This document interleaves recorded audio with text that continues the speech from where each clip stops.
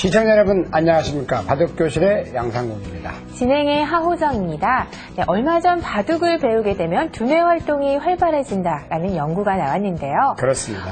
그래서 그런지 요즘 바둑교실을 찾는 어린이들이 많다고 합니다. 네, 약 10% 정도 늘었다고 합니다. 네.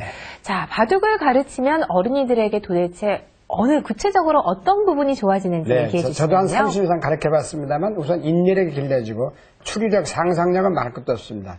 그 다음에 가장 중요한 건 제가 볼 때 예절을 알게 되고 끝으로는 승복할 줄 안다는 것이 굉장히 중요한 것 같습니다. 네. 요즘 아이들이 한 명이기 때문에 되게 승복할 줄 모릅니다. 자기가 잘못을 하고도 잘못을 모르는 경우가 많은데 바둑은 1대1로 둬서 똑같이 한 수씩 둬서 자기가 지면은 질 줄 알아야 되기 때문에 인정할 줄 안다는 얘기죠. 네. 상당히 좋은 것 같습니다. 저도 예전에 바둑을 배울 때 지고 나서 상대방에게 예의 바르게 인사하는 게 사실은 어려웠거든요. 그렇습니다. 하지만 그런 것들이 점점 쌓이게 되는 것 같습니다. 네. 자, 첫 번째 시간입니다. 고사성어를 재미있는 그림과 함께 풀어보는 시간인데요. 오늘은 어떤 고사성어 준비되어 있나요? 네, 오늘 상당히 좀 어려운 겁니다. 네. 견인불발입니다. 네, 지금부터 함께 재미있는 그림과 함께 보시겠습니다. 중국 한나라 때 이야기입니다. 한나라의 황제인 경제는 신하인 조조를 어여삐 여겨 나라의 중요한 일들을 맡겼습니다. 당시 한나라의 황제는 산하에 있는 7개의 지역을 다스리게 하기 위해 제후들을 보냈는데 시간이 지날수록 제후들의 세력이 점차 강해져 자꾸만 위협적인 존재들이 되어가고 있었죠. 황제는 조조와 이들을 경계하기 위한 대책을 상의했습니다. 조조는 제후들이 경영하는 영주를 줄여 세력을 약화시키면 될 것 같습니다. 라고 황제에게 말씀을 드렸습니다. 좋은 생각이라고 판단한 황제가 조조의 말대로 제후들의 영지를 삭감하자 이에 반발한 7제후들은 난을 일으켜 황제를 위협했습니다.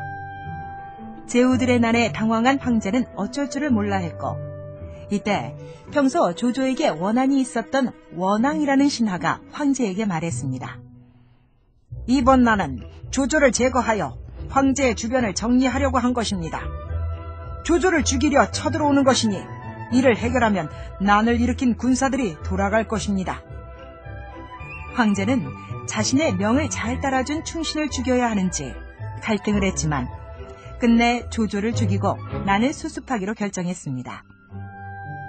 하지만 조조가 죽으면 잠잠해질 줄 알았던 7제후들의 난이 끝나지 않자 황제는 원앙에게 속은 것을 알게 되었습니다. 황제는 자신의 명을 받아 충성을 다한 조조를 끝까지 뒷받침하지 않고 자신의 상황이 힘들다고 뜻을 바꾼 것을 한탄하며 후회했습니다. 어떠한 상황에서도 뜻을 굽히지 않고 굳게 참고 견디어 마음이 흔들리지 않는 것을 견인불발이라고 합니다.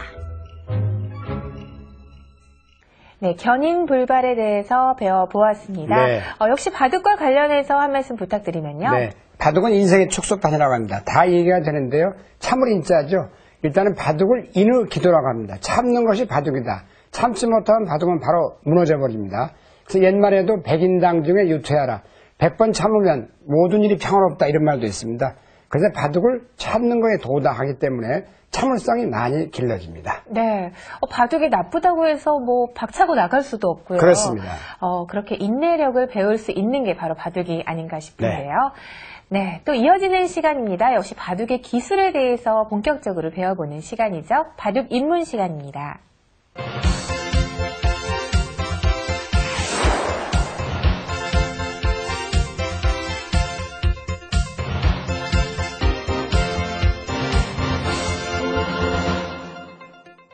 네, 바둑 입문 시간입니다.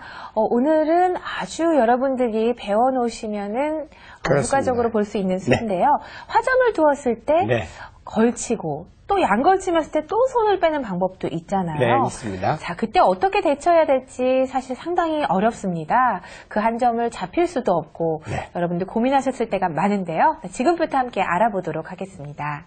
네, 그럼 화점을 한번 놔보겠습니다. 네, 그럼 이제 보통 상수가 걸쳐오면 일단 다른 곳을 두겠습니다. 한 수 다른 곳을 예를 들어서 귀를 뒀다 하겠습니다. 덕바 두겠습니다. 또 걸쳐오죠. 네. 그러면 또 비행기를 또 선착했다고 하겠습니다. 네, 비행기를 또 한번 선착했습니다. 그 다음에 씌워갑니다. 자, 이때 이러면, 이제 네. 살아가는 방법이 여러 가지가 있겠습니다만 오늘 여기에 대해서 자세히 알아보겠습니다. 우선 저는 예전에는 네. 이 돌을 그냥 포기했어요. 포기를 하게 네. 되면 결국 백도 이렇게 하나 더 두거나 이렇게 두면 이제 완전히 흙 한 점은 죽었다고 하겠습니다. 자, 이거면 꽤 큰 집이죠? 네, 큰 집이죠. 그러나 이 흙이 살아가는 방법이 여러 가지 있는데 네.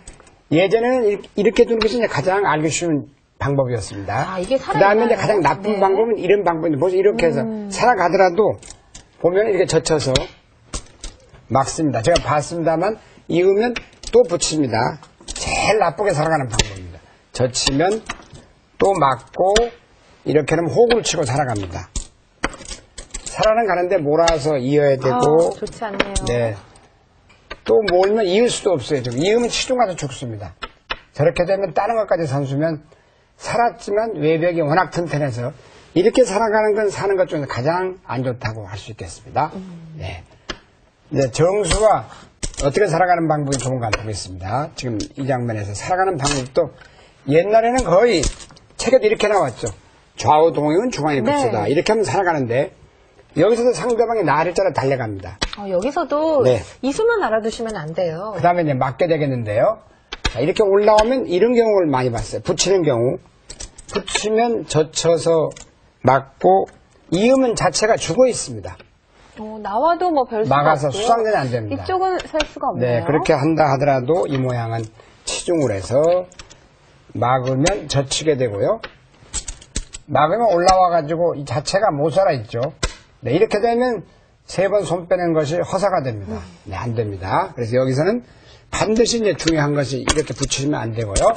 자, 여기서는 이렇게 나리자가 중요한 수입니다. 그러면 그때 백이 밀고 들어가거든요. 근데 여기서도 이게 이제 무서워가지고 막히는 것이 이렇게 느는 경우도 있고 느는 경우도 있어요. 근데 이게 늘면은 끊어서 살긴 살아갑니다. 이렇게. 그러나 이것도 흙이 많이 당한 결과입니다. 너무 두터워졌네요. 네, 그렇습니다. 네. 이것도 불만입니다. 그래서 반드시 여기를 이어줘야 되겠습니다. 이렇게. 여기가 꿀입니다. 막히면 어떻게 되나요? 네, 막히죠. 막혀서 이제 두 가지 방법이 있는데요. 막혔을 때 그냥 호구를 치면